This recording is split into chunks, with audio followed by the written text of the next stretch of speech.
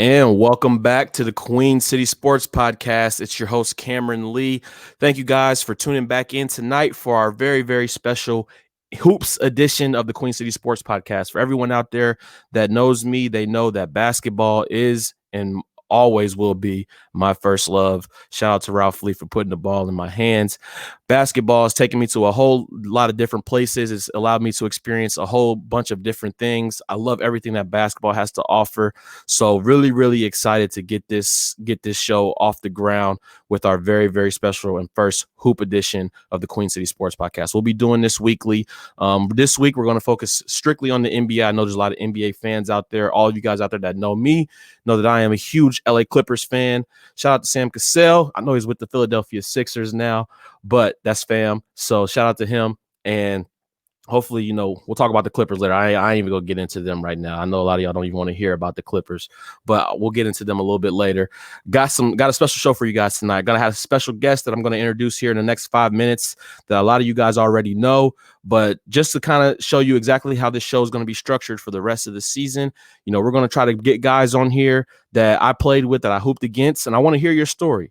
Now, whenever I get together with any of my old teammates or any of my old friends, they always know what we're on. We go right back to the old days. We talk about all the good stuff and all the fun stuff that we had when we were hooping, when we were in school.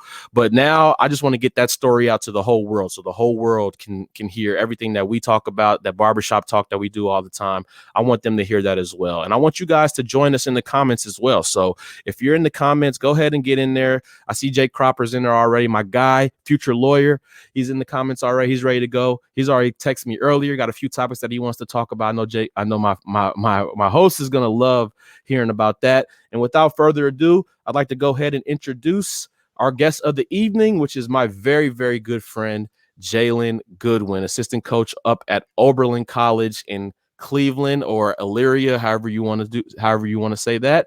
Jay Good, welcome to the program, my guy. What's up, man? What's up, man? I just want to tell everybody, when I first met this dude, it was at a Friars Club tryout, and he had the Vince Carter jersey on. Vince Carter jersey on at a tryout. 15, I was like, oh, man, this dude, yeah. 15, y'all already know what it was. I had the 15 bang on, came in there confident. I hadn't beat the Friars ever in my life, but I came in there confident. At the old Friars Club, man, in Clifton, man. Shout out Kyle Seafreak. Shout out Brandon Neal. Those guys set the foundation for the Friars for years to come. And Brandon Neal is still hooping professionally. So shout out to him. I know he's doing great big things. So shout out to him. Talk to Kyle Seafreak on Twitter every now and then. He's a great guy. I love that kid. He was a great player in his day. Hopefully we can get him on the show at some point too. We can reminisce about some old Friars days, even though I wasn't there for a very long time. Yeah, man. Did you last even half a year? You was out I don't think so. I think that I think it was half of a year actually. And yeah, I'm just gonna leave it at that. Went back and played for my dad in the Flames, and I think I beat the Friars Club one time in my whole entire existence, but we'll take it. And it was in a third place game that I'm pretty sure you guys weren't taking serious, but I'll take it. I'll take it. No, we probably weren't taking that serious. No, y'all weren't. Nobody was really taking it serious, and it might have been. I don't even remember. Yeah, no, was it close during the end? No, the driveway legends made the state championship that year. That's how people were just like, oh man, what year was that? What year was that? I want to say that would have been sophomore year going into junior year. No, because I was younger than that. That was when I was with the D1 Greyhound. So that might have been freshman year going into sophomore year or something like that.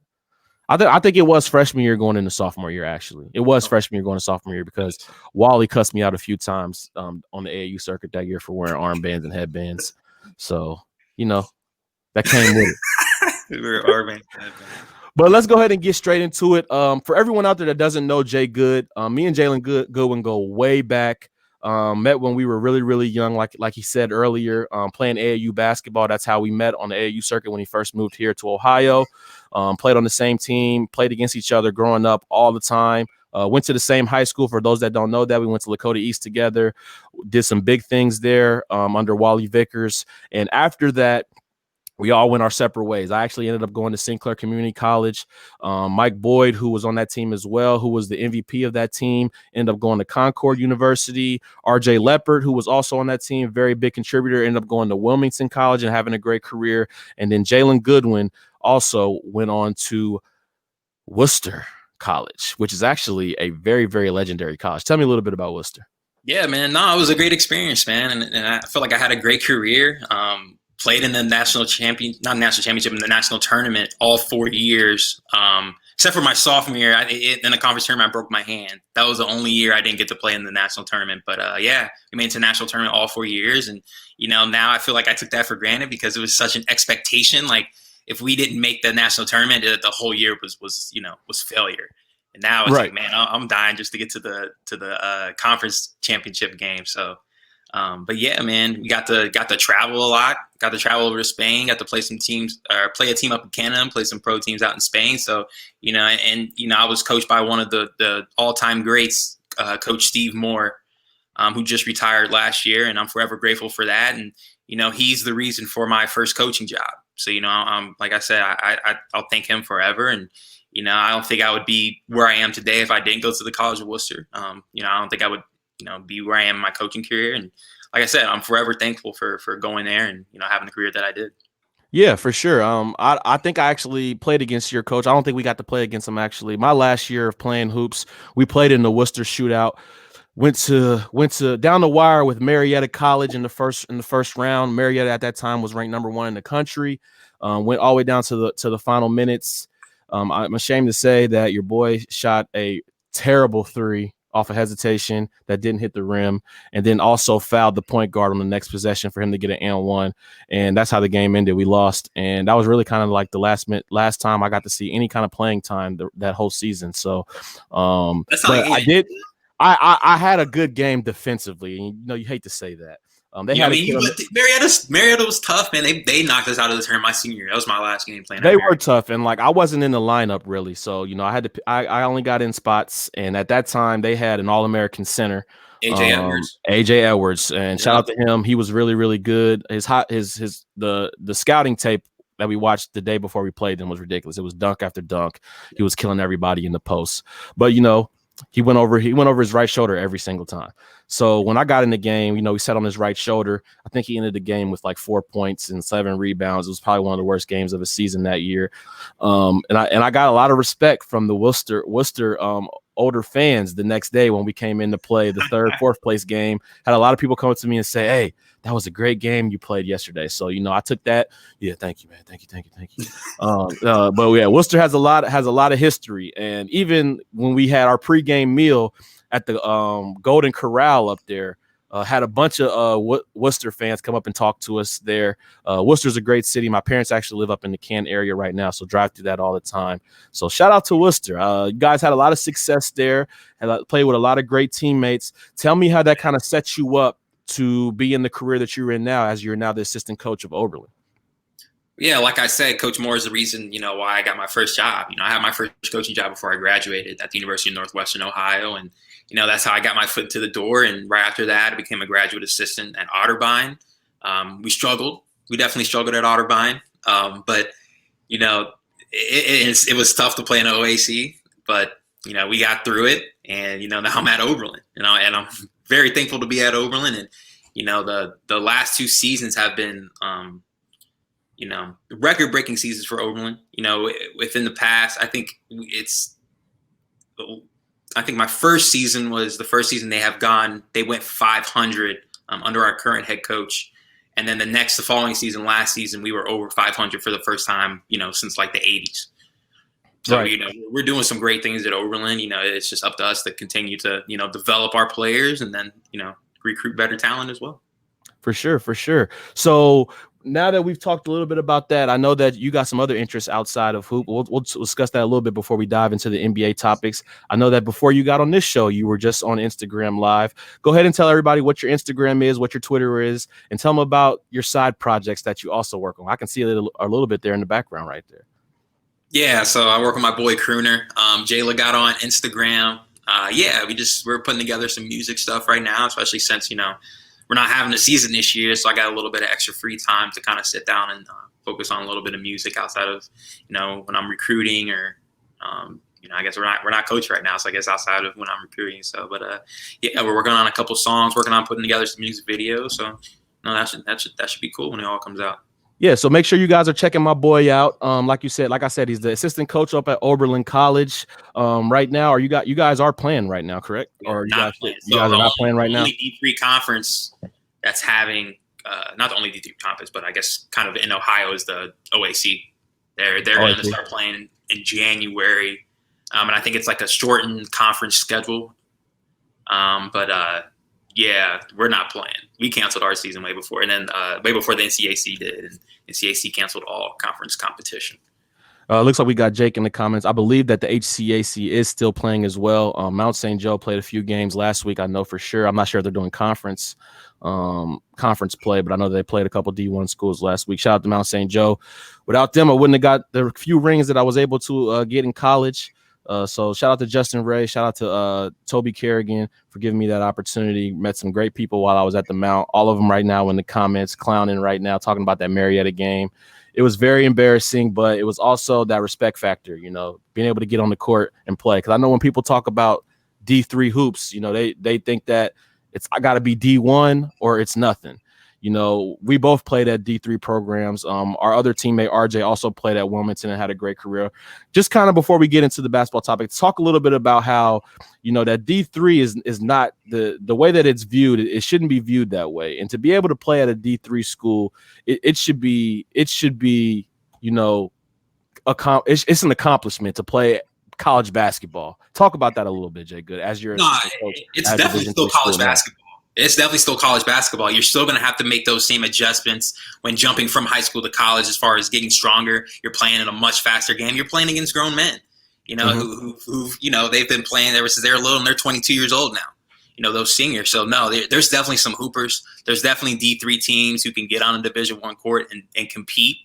That's why some of these, some D1 schools, they'll be a little afraid to play really, really good D3 schools because that might happen. I feel like there have been some upsets recently, and I don't want to. My buddy coaches. I won't say the school, but they're a D1 team who got beat by a D2 team recently. Recently, there's a lot of other distractions with COVID and everything going on with their team, but yeah, I mean, it's still college basketball, however you put it. It definitely is. Yeah, for sure. Like I said, I played at Mount St. Joe.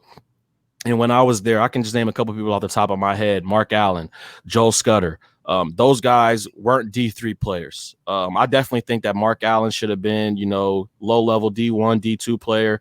And I think that Joel Scudder was definitely a D2 player. He had a D2 scholarship out of school. He actually came back to Mount St. Joe because of his connection with the head coach, Toby Kerrigan, who was his high school coach. No-brainer decision to come back and play for a great program.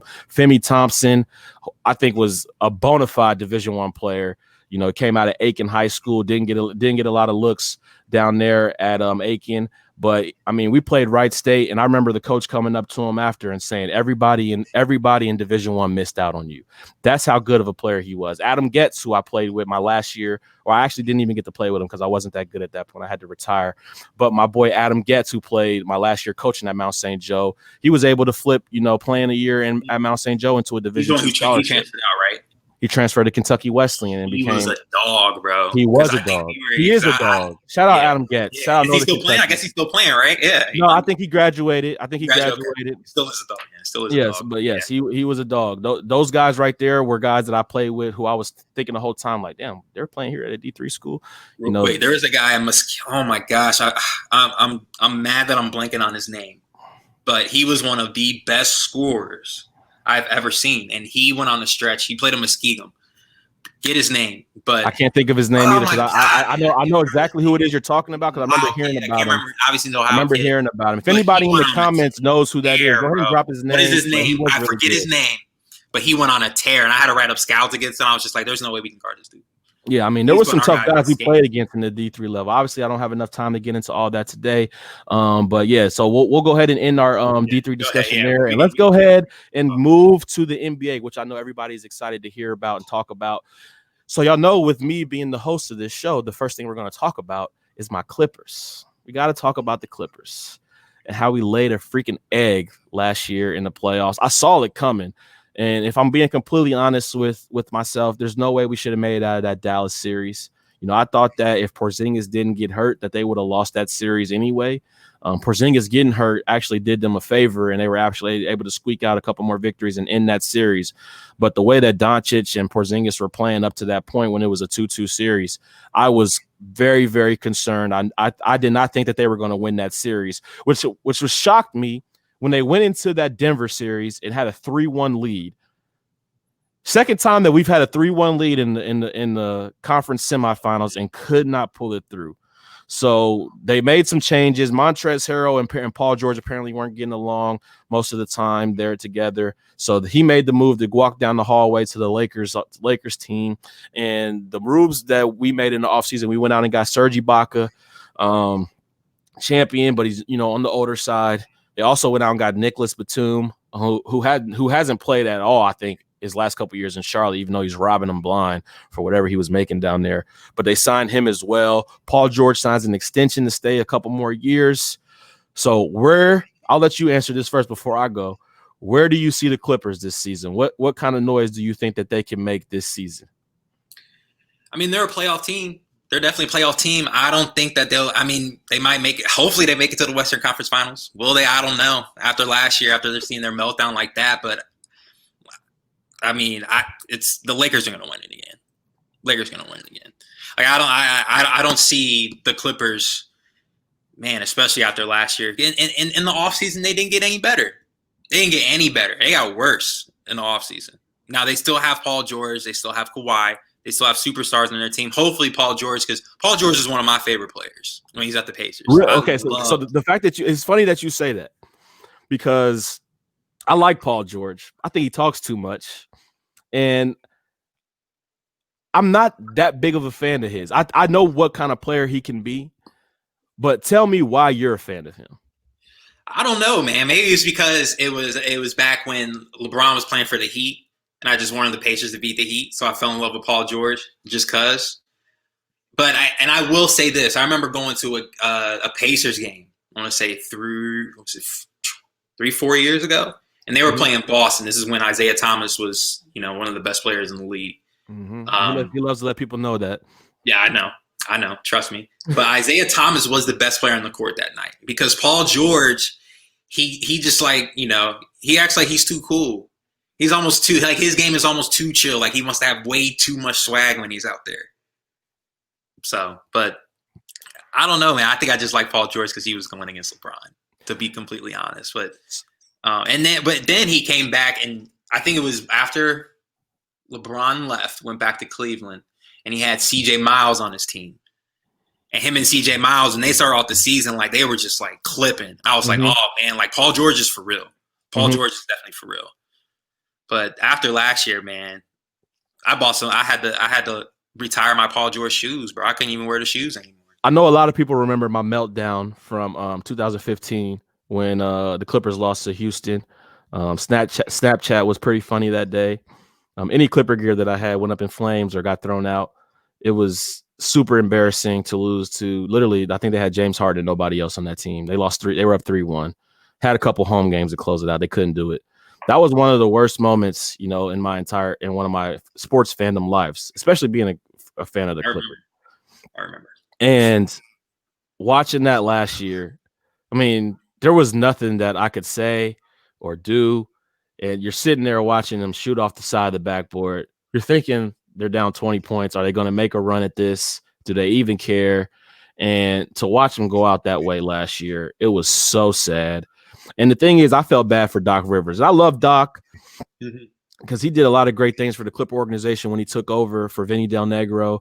I know he didn't get as far as we wanted him to get. But I think that he changed the culture in that on that team. That franchise was a dumpster fire for so long. They're finally starting to kind of like get their own brand and have their own name. So it'd be interesting to see what Tyronn Lue can do with that bunch now. Obviously, Doc couldn't get him over the hump.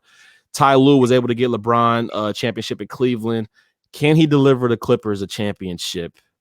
And like you said, you think the roster got worse. I think that the roster is I think it's actually better for them because I think last year they just had too many people. And at that, like Marcus Morris wasn't comfortable all year. And we know what kind of player he was when we got him from the Knicks. He wasn't comfortable all season. He was just kind of trying to find his role. He's more of a leadership guy. I think that he goes into a bigger role this season. I think Kawhi and Paul have really, really good seasons. You know, it's really going to come down to the role players that we have. And like you said, I'm anxious to look at that first matchup against the Lakers next Wednesday. Speaking of the Lakers, let's go ahead and move on to the defending champions. I know I slighted y'all by starting with the Clippers, but let's go ahead and move on to the defending champions, the Los Angeles Lakers. LeBron returning, him and AD coming back. They reloaded with some new talent on that team. Lakers are going to be tough. I can't even hate or say anything. I was about to say some hating shit, but I'm not going to do that. Lakers are going to be really, really tough. I'm anxious to see them play next week against my Clippers. Yeah, I mean, I think hands down, they are the best team in the NBA. They improved their roster in the offseason. They added a total of 52.4 points per game last year to their roster. With Montrezl Harrell, with Marcus Gasol, Wes Matthews, and then a Schroeder. And Wes Matthews and Marcus Gasol are really good defensive players too. Wes Matthews can guard the wing. Marcus Gasol is an experience. I'm pretty sure was he an all defensive player at some point in his career? He was. He actually took LeBron's Defensive Player of the Year award the year LeBron won MVP. LeBron came in second that year, and LeBron has even said out loud that Marcus Gasol has his Defensive Player of the Year trophy. So, yes, he was an all-defensive player. And when he was playing with Zach Randolph and Mike Conley down in Minnesota, they were known for their defense. Yeah. They locked up. Yeah. So I definitely think the Lakers got better. If Taylor Horton Tucker is playing like he's playing, like that's I think that y'all been hype. I think y'all been hyping him all preseason. Let's relax on Horton or whatever his name is. A couple good preseason games, and man, all I've seen on Twitter is his name and how much of a better player he is than Kyle Kuzma and this and that. And let's talk about Kyle Kuzma for a minute as we talk about Horton as well. Do you see him making the jump this year to be just a little bit better than he was last year? Because I'm not going to lie to you, he just looked out of sorts last year. We obviously know he's not that great defensively, and the Lakers were a defensive team. So you said they set the tone on defense last year. What kind of leap are we looking to see him make this year? I mean, it doesn't matter if he's the third best player on the Lakers team, but you got to be able to look at Kyle Kuzma and be like, can you put him on another team with two great players and he be that third best player or be that first or second, which I don't think he can be that first or second, but be a top three player on the team and be consistent. You know, the beginning of the year is very important for Kyle Kuzma because LeBron and AD probably aren't going to play for a couple games, right? Mm-hmm. The beginning of the year is important for Kyle Kuzma to get in some type of rhythm to, you know, help boost his consistency throughout the year because he's going to be getting most of the shots with AD and LeBron gone. And I think that kind of, you know, with AD and LeBron, you know, pretty much always making the plays, it's tough for, you know, a player like Kyle Kuzma to get in rhythm. It definitely is, especially, you know, from game to game. Yeah, that's the one thing I was talking about last year with people when they were so upset that he wasn't contributing the way that they want him to. Like, you got to look at his first 2 years in the league. He was playing on a dumpster fire roster, and he could shoot the ball and get the ball whenever he wanted because they had no one. Mm-hmm. You know, you bring in, you know, two of the top 5 players on the planet, you know, your role is going to change. And that was one of the most important things was I didn't know if he ever found a role last year. I think that he played well in spots. There was a streak of times, there was like a streak of games when he would play well, and then you would just be watching one game and you'd be like, what are you doing out there? Yeah, no, absolutely. And like you said, he does need to get better on defense. He definitely does. He's not that strong of a defensive player, but you know, at the same time, you can hide. If you have great defensive players on your team already, you can hide bad defensive players. You definitely can. Unless, you know, these teams are switching all the time now. But go ahead. No. I was actually going to go ahead and get a poll question for the people that are actually watching here on Twitter. I was going to say, who do we think wins the Western Conference Finals this year? So give me a few options that we can give for the poll question. For me, Lakers. Who wins the Western Conference this season? Probably. I say, it comes down. I think the Lakers obviously are going to be your number one choice. I think that you can go ahead and talk about the Denver Nuggets now. I think that they proved to a lot of people that they are not a fluke last season with coming back and beating the Clippers, winning a couple games in the Western Conference Finals. So I think that they're a real threat. I'm anxious to actually I just want to get a quick thought on you. What do you think the Houston Rockets are going to do this season? I mean, they got to try and get rid of James Harden. You think they got to get rid of him? Something back, for him too. That's the most important thing. But who wants James Harden? Besides me from 2 years ago when I stole him from Shane for JJ Redick and won the fantasy league. But who else wants James Harden? I feel like teams don't really want him because he slows down your offense. He's just going to be dribble. He doesn't play well off the ball or without the ball in his hands, and he's a pretty decent defender. He's not a lockdown defender by any means, but he can get you some steals. Yeah, I think James Harden's a good player. I actually like the moves that they made. I know a lot of people aren't high on Wall and Boogie right now, but they actually picked up Christian Wood too, who was playing really, really well in Detroit last season. I think that their roster needed a rebuild. I didn't think that they could win playing that small ball offense that they were playing last year. I think that some of the moves they made this offseason were actually pretty good. Obviously, we don't know what we're getting from John Wall. We haven't seen him in a couple years. Boogie's coming off of that Achilles injury. That's one of the toughest injuries to come back from. But they still got, Eric Gordon. You still got Daniel House. You still got some pieces down there. They had some big guys. Tyson Chandler was on the team last year. Never saw a minute because they went with the small ball lineup. So anxious to see what they're going to do. I got some people in the comments talking about Golden State. What do you think Golden State does this year after Klay Thompson's missing the rest of the season now with that injury? I think it's the potential for Steph Curry to have an MVP season. I agree. I don't think people are talking about that enough. Fresh. You said what? I don't think people are talking about that enough. I think they're focusing on the negativity. They got young guys now. Steph's going to be the main part of the offense. Klay's not going to be there. I think that he has a chance to really shut people up. And I think that he was doing that a couple seasons ago, even when they were in the finals and those guys got hurt. He had some good moments in that finals against the Raptors when all those guys went out. People forget, he's the only unanimous MVP in history. I mean, let's not slight the guy. Come on now. Steph is cold. I think do I see them winning the West? I don't think they're going to win the West. I think that they make the playoffs. I think that they make some noise. I think Steph continues to show people who he is, and I think that he'll show a lot of people that this season. So anxious to see that. What about the Trailblazers? I love Dame. Ooh, you think that they can make it? You think that they can finally get over that hump? I think they can. I think they can. I would love to see Nurkic fully healthy for a full season. He came back towards the end of the season last year. Obviously, you know what you're going to get out of your boy, Melo. Where's it at? Oh, it's on this side.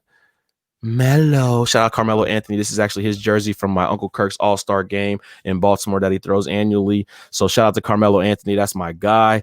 I think that Melo he actually is accepting his role this season too. He's going to come off the bench. I think he's going to do great things in that role this season. Mm-hmm. They made some pretty big pickups this offseason as well. So I like the Trailblazers. I liked them last year.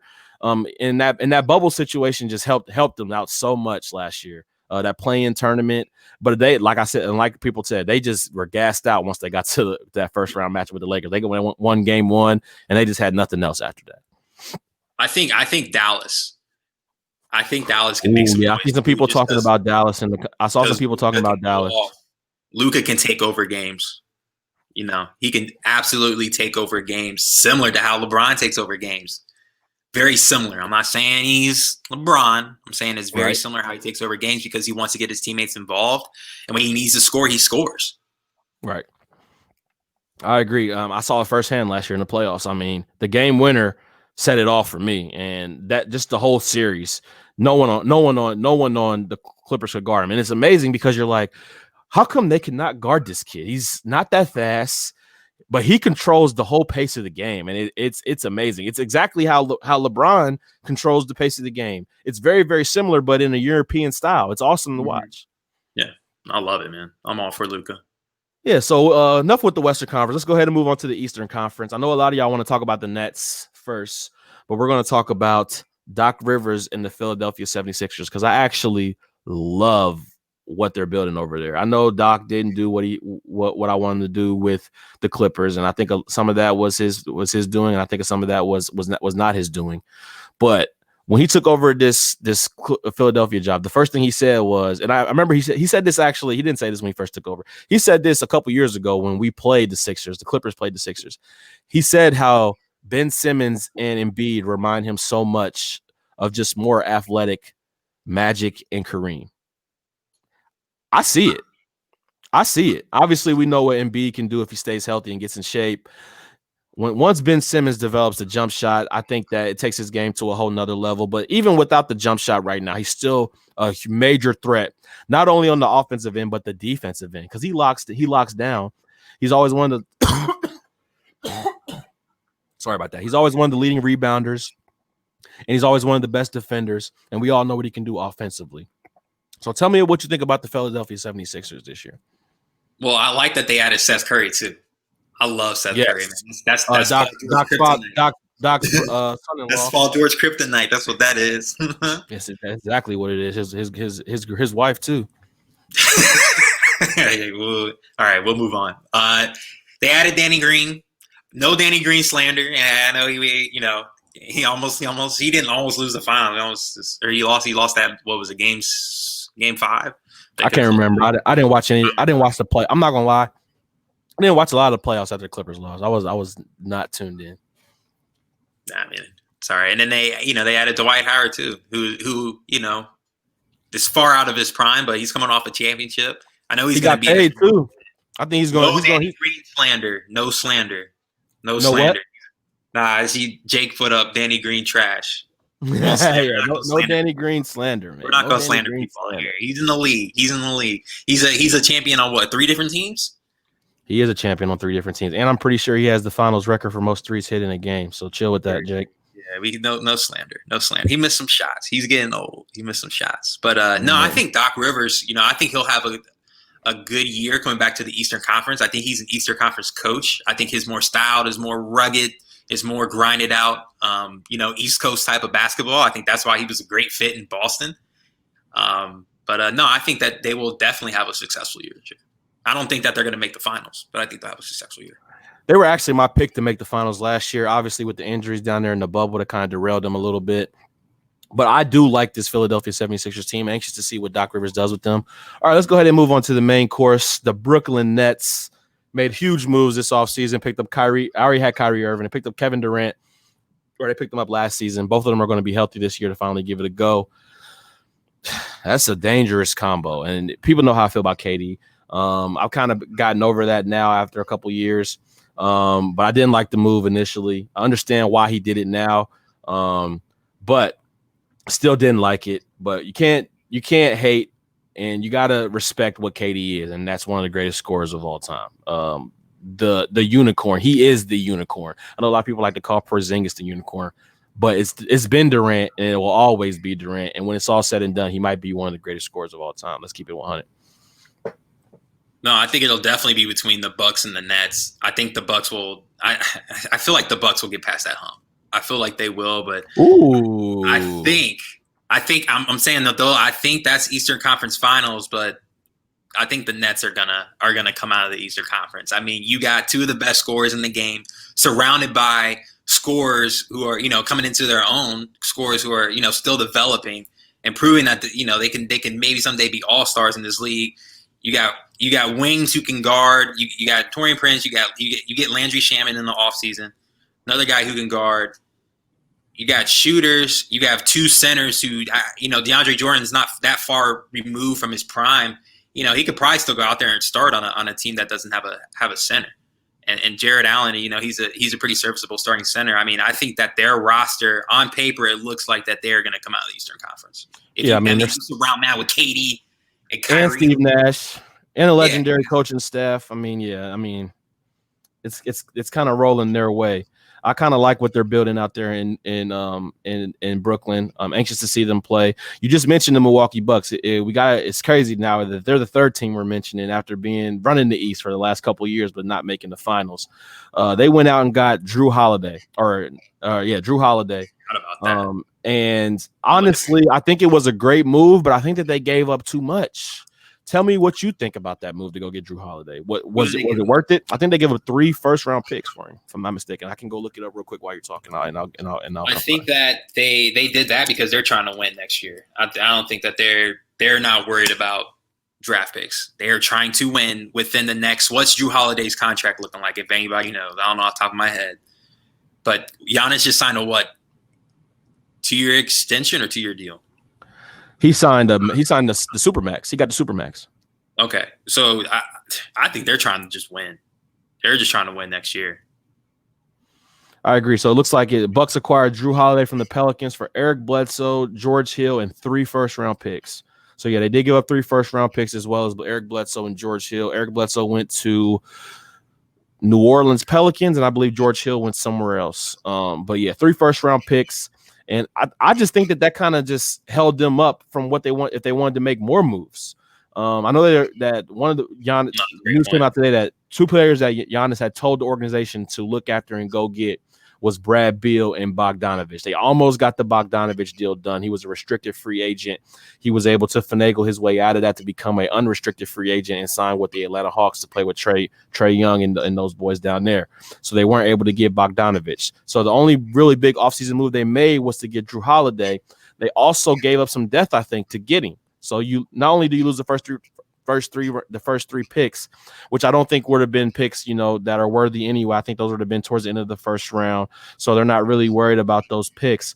But Drew Holiday replaces 1 player. And I think that they kind of hurt their depth giving away George Hill. I wasn't really a big George Hill fan. I still don't forgive him for missing those free throws in the finals with LeBron when he went off in game 1 against Golden State. But that's another story. And I liked Eric Bledsoe, but obviously that wasn't working out for what they were trying to do.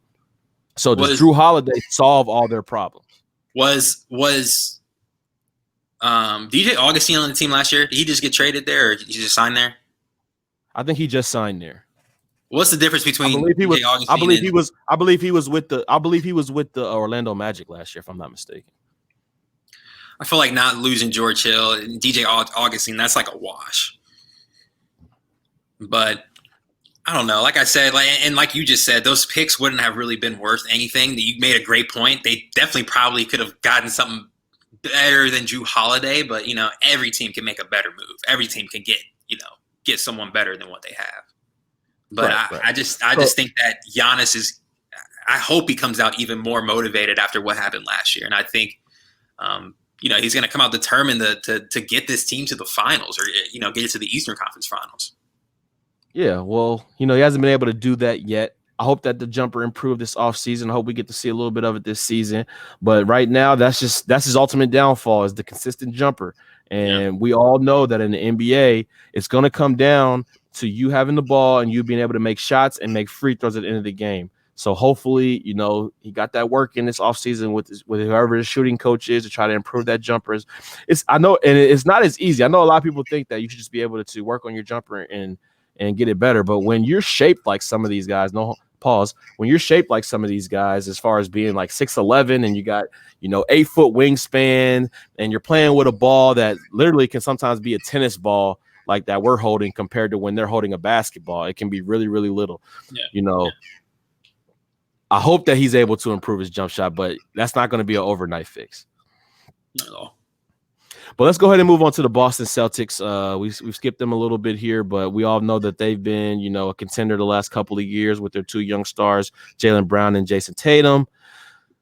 What do you think, Boston? Does Boston finally make that leap to get to the finals this year, or do you think they take a step back with the Brooklyn Nets now coming to town? I think they definitely take a step back with the Brooklyn Nets coming into town. I don't think that they got too much better from last year. But, they're relying on Jason Tatum and Jaylen Brown to be those guys to, take them to that next level. And they definitely showed that coming to the bubble. They definitely showed that they can be those guys and, they can be all-stars for this team. But, who knows? Who knows? They did get Tristan Thompson. I don't know if that means anything. I think it actually does. I think that's a big pickup for them. And I know people think of Tristan Thompson, you think of him as a joke. He's darn dating a Kardashian, all in the news for stuff that's not related to basketball. But I think that he actually helps that roster. I think the one thing that they were lacking was, center depth. Daniel Tice is a good player. Who was their center last year? Daniel Tice. I mean, he's decent. And I don't even remember who his back. I think Cantor was his backup. He's now back in Portland. But I think that's some good depth for them. I think that Tristan Thompson will bring them, a different edge. He's a champion. He knows how to rebound, get in there. He's a leader. He's going to guard. And, Brad Stevens is a great coach. I think he puts him in the right positions. So it's going to be a fun year in that Eastern Conference. That's one thing for sure. It's up for grabs, man. It's definitely up for grabs, like it is, like it has been for the past couple of years ever since LeBron's been out there. Facts. That's the Eastern Conference for you. We got a few more topics for you, then we'll go ahead and close it out tonight. One thing I wanted to talk about with Jay Good was a surprise team, and it's funny that when we were going over the pre-show notes, his surprise team, I mean, it's pretty obvious. Go ahead and talk about the surprise team that you had, and then I'll try to see if I can give you one. Yeah, no, it's not a surprise, man. It's not a surprise at all. I've been a big Devin Booker advocate. I will put in our chat all the time. He's the top 3 shooting guard. He's a top 3 shooting guard. Dude can just flat out score. I think the Phoenix Suns, that is that team this year that can make some noise. They got the vet that they needed. I think that they had some vets before, but none that could really impact, the team on the floor in a crazy way. But getting CP3, he's not your ordinary vet. He's a guy that still plays like he has something to prove, which he might still have something to prove. Getting past the Western, getting past the what is it? Has he been past the semifinals? Western Conference Finals? No, I don't think he has. No, he hasn't been past. I'm saying that it's gonna be tough to do that. It's gonna be tough to do that with the Phoenix Suns, but he's still hungry. He is still a hungry vet who's still gonna get out there. He's gonna have a huge impact on your team, and they still have Aiden too, the 5-man spot. Right? We got some people in the comments mad because we skipped over an Eastern Conference team that actually made the finals last year. So that is my bad. Miami Heat. Do you think that they get anywhere close to where they were last year?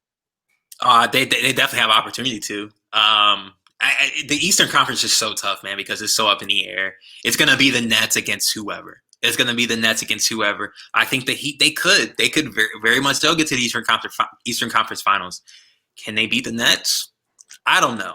I don't think they can beat the Nets with the roster that they got right now. Obviously, they got some length with Bam, and they got some defensive players with Jimmy Butler, Andre Iguodala. Sorry, I don't think that they have enough to beat anybody in the East. Because Kyrie and KD, that's not Jaylen Brown and Jason Tatum. No, it's not. It's definitely not. That's a whole different beast. So the best thing that could have happened. The best thing that could have happened for the Heat last year was Duncan Robinson and Tyler Hero coming to their own and gaining that confidence. Guys turning to go ahead. I got people telling me that they need to trade both of those guys to go get James Harden and picks. I don't know. I'm a James Harden fan. Man, I just feel like that messes up their team identity. I just feel like that it messes up the identity of who the Miami Heat are. And I think that that's how they got to the Eastern Conference Finals in the bubble because of, who they are as an organization, not just as a team, but as an entire organization. Right. I agree. I definitely agree.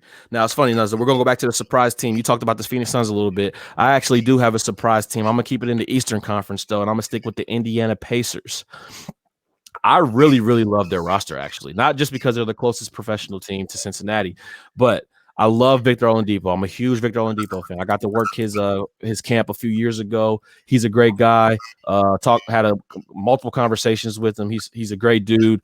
So I'm a huge Victor Oladipo fan. Not only am I a huge Victor Oladipo fan, I love Sabonis. I can't pronounce his first name. But, man, Sabonis is so nice. I love him in the post. Lefty, can go over each shoulder.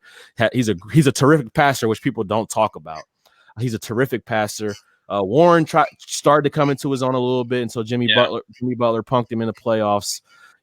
So hopefully they get a little bit healthier this year. Victor Oladipo was coming off the knee injury last year. Sabonis didn't make it to the bubble last year because of COVID. So they were missing guys when they got down to the bubble. They were the 4th seed in the East most of the season. So I think that they can make some noise in the Eastern Conference. I don't think that they will this year, obviously, with the East becoming more stacked. But I think that they can be a silent threat to some people because they've typically always been around that 4th in the Eastern Conference the last couple of years. I think if they can finally stay healthy, I think that they can make a little bit of noise. What do you think? I still think that they need one more guy. On this roster. I don't think Malcolm Brogdon can be your third best player. I think you have Victor, you have Sabonis, but to beat the two-headed monster of the Nets, to beat them, to beat Boston, to beat the Heat, I think they need one more guy who's, either probably better than both Victor and Sabonis. And probably. I wasn't a fan of how they did my guy Nate McMillan last year. That was fucked up. Yeah. Now that I forgot about that. That was super fucked up. Gave that man an extension, fired him after the playoffs. Okay. So yeah, shout out Indiana for that. Last couple things I want to talk about. We did the surprise team NBA draft recap. Now, you had a player who you only want to talk about one player from the draft. I'll go ahead and let you take the floor on this one. Guy from Dayton. Oh man, Obi Toppin, man. I was so upset that the Cavs didn't pick him just selfishly because I was gonna get the season pass. Well, I guess I can't go watch games, but I guess when they were gonna allow us to go back, I was looking forward to watching him play. I think that this is it's probably only because he didn't get picked before, but this is one of the picks for the Knicks that actually makes sense. I feel like they've made some draft picks in the past that might have been good, but you're like, huh? It doesn't really make sense. Right. And he's a guy who actually wants to be there. He's from New York. You saw him when he got drafted. He was so happy to be playing for the Knicks. So I think that they definitely picking up a New York native, a guy who wants to be there. That's a great pick for them. I also like Devin Vassell, and I'm always intrigued by who the Spurs select because I feel like when they draft, they're drafting off of who they can develop, not off of who is going to impact us right now. They're trying to develop talent.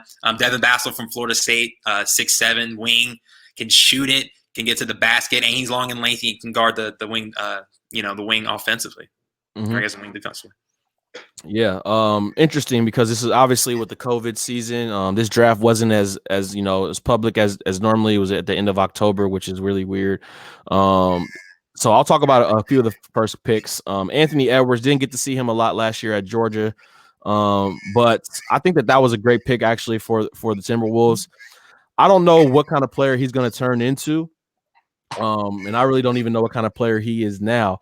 But looking at that roster with D'Angelo Russell and Cat, I'm not a huge fan of Cat, but I think that was the perfect piece that they need. They need a wing guy in that offense. I like Malik Beasley from Florida State, who's a 2-guard there up in Minnesota. I think he's a great shooter. He's a really good defender. I think that he kind of brought some stability to that lineup last year when they traded for him from Denver. He was getting a lot of minutes in Denver, but obviously Denver's stacked too with all the young talent that they got, so they sent him on his way. But I think that Anthony Edwards will fit right in at that 3 position with D'Lo at the 1, Beasley at the 2, him at the 3, and then Cat at the 5, and you can plug somebody in at the 4. So I like that pick for the Timberwolves. I got to talk about the Ball family. I'm a huge supporter of the Ball family. All my fantasy basketball teams have to deal with Ball in the family.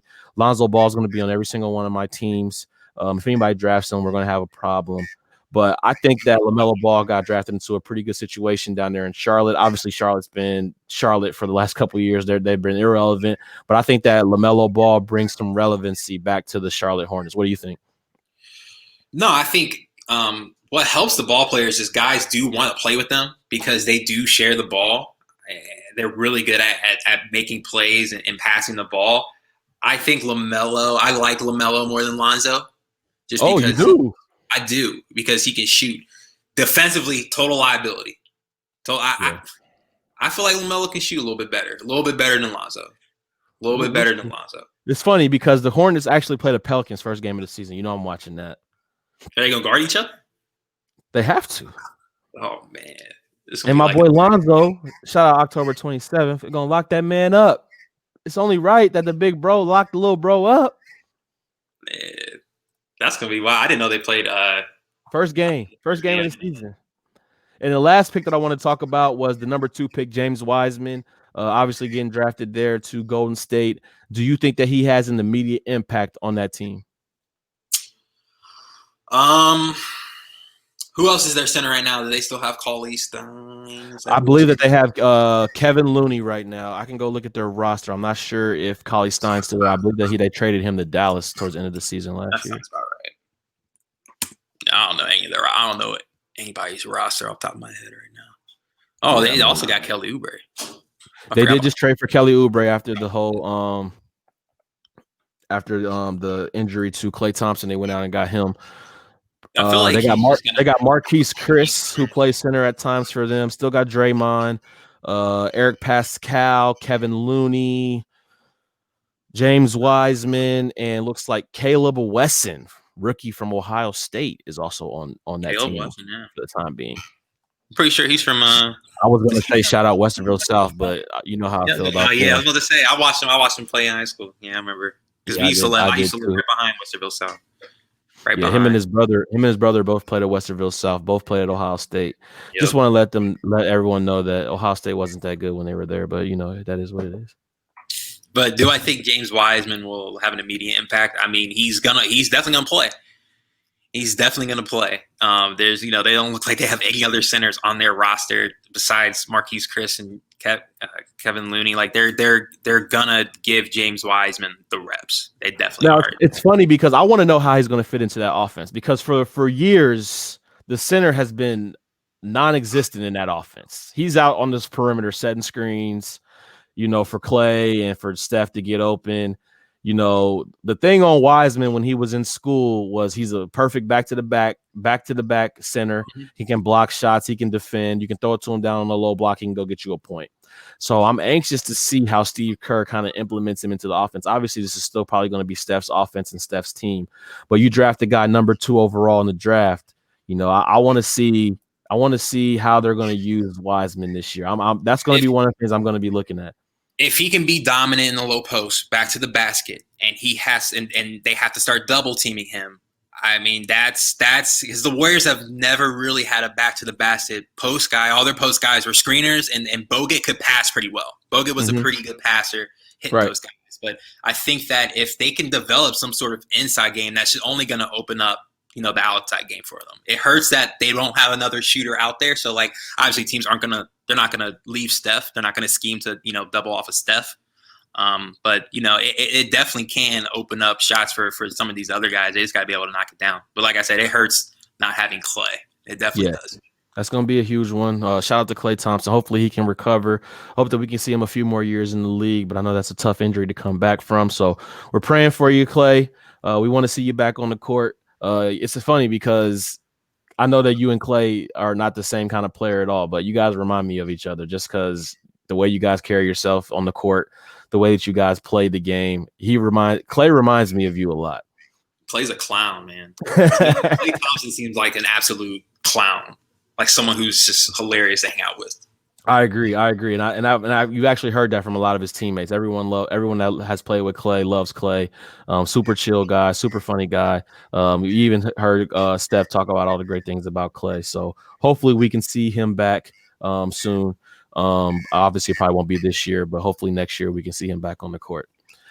Any last topics that you wanted to talk about? I don't think we missed anything on the show tonight. We've been on for 52 minutes. Is there anything anybody else in the comments wants to hear about? Any topics that you want to talk about that we may have missed? I know we were trying to talk about James Harden there for a little bit. Do we think he's going to move? I think he should stay where he's at. You think that they should move him? I'm anxious to see what people in the comments. Not many people are talking about it now, but is there anything else that you want to dive into here tonight?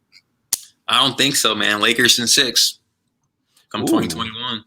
I got already. Clippers. I got Clippers Nets final matchup this year. You can write it down. You can book it. I said it right here. Clippers Nets finals.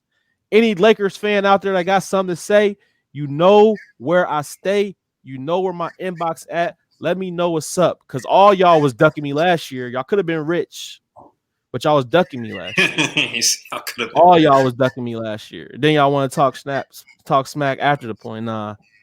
But we'll see what happens. It's going to be a great NBA season. Shout out to Mike Smith and his friends allowing me to rejoin their NBA Fantasy Basketball League for this season. Had a struggle in my first year with them, and I think I got kicked out pretty much. So got to re-invite this year. So anxious to get back into that. And then also in my main basketball fantasy league, which I was going to win last year, we obviously got canceled due to COVID. But so our defending champ in that league is actually Jalen Goodwin, guys. He won the first championship in that league. Last year was our second year, got canceled. I was going to win, so technically I'm the defending champion. But Jalen is our defending champion. Jalen, who are you drafting with your first pick on Sunday? Well, I mean, I'm already calling it this year. I'm tanking because I'm the last pick. So my first pick is whoever the best pick is available. I mean, I don't know. Like I literally have, I think, the second to last pick. I think you've had James Harden the last 2 seasons. So you won last year. You won last year. And I think you were tied for. You were in second when the season got canceled last year. Last year, I mean, no, I was first. Were you first? No, I was second. I think Spitz was first. Yeah, Spitz was first. I was gonna beat him. Spitz's team was cold, bro. I was gonna beat Spitz. Drafted his team. Like, his team was cold. He picked all the right guys. I just had James Harden, and my team went downhill when Andre Drummond got traded to the Cavs. Golden State's making the playoffs, bro. I'm not saying that they're not gonna make the playoffs. How many years will Bron be a top 3 player? We got Mike coming in. Of course, he asked on a Bron question. How many more years will Bron be the top 3 player? I'm not going to say anything bad about that man. Y'all know that I think that he's one of the greatest players of all time. I think he'll be the best player until he tells everybody that he's done. Yeah, like I think he's going to play till little Bronny gets in the league. I think he'll try to play with Bronny. He is. He's going to play with Bronny. LeBron has just – so everyone knows that I'm not a huge LeBron James fan. But when you sit back and look at his career, I don't get how people can even – yet try to utter a bad thing about the man. I mean, how can you say anything bad about LeBron James? Even as a guy who roots for the Lakers rival, I have nothing bad to say about LBJ. He's the best player in the world. He's proven that time and time again. Obviously, I'm a huge Jordan supporter and a huge Jordan fan. So, but I have nothing bad to say about LeBron. I think that LeBron's right there in that conversation with Jordan. Obviously, I'm going to still fight for Jordan. But LeBron's right there. LeBron's right there. Yeah, that's obvious. I think he continues to be a top player in the league for at least the next 3 years. He takes care of his body like no other. We've seen, I mean, y'all saw what he just did last year in his 17th season that we've seen nobody ever do before. Nobody. How long is he gonna be the best player in the league? That's the question. How much longer is he gonna be the best player?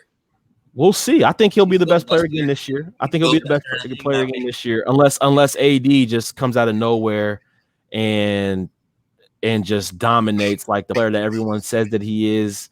But I think that, you know, playing with LeBron, I think LeBron has a huge effect on that. Absolutely. Well, guys, I appreciate everyone in the comments tonight that joined in and watched the show. Our second live show, and shout out to Tom Berry for making this possible. We wouldn't be able to do this without him. So shout out to him. Hope you're watching, Tom. Appreciate everything that you do for the show. Shout out to Andrew Zielinski as well. Shout out to Jesse Salazar. Shout out to Bob Murdoch. And shout out to Jalen Goodwin, who does a lot of stuff for us behind the scene as well. Thank you for being our first guest on our first Basketball Hoops Edition show. We will be back next week, hopefully with a new guest. If anyone out there that I hooped against or played with wants to be a guest on this show, you know exactly what you got to do that. Hit me up. I would love to bring you on here and talk hoops like me and Jalen just did for the last hour. It's really fun. So, Jalen, thanks for joining the show and letting everybody get introduced to you, hear about your D3 stories with Worcester. You're coaching now at Oberlin, so congratulations for that. Wishing you nothing but success down the road, my brother. Appreciate that, man. Thanks for having me, man. It was a blast. No problem. So for everybody else behind the scenes, thank you guys, and everybody that's listening, we really appreciate it. This is Cameron Lee signing out for the Queen City Sports Podcast. Thanks for watching, guys. Peace.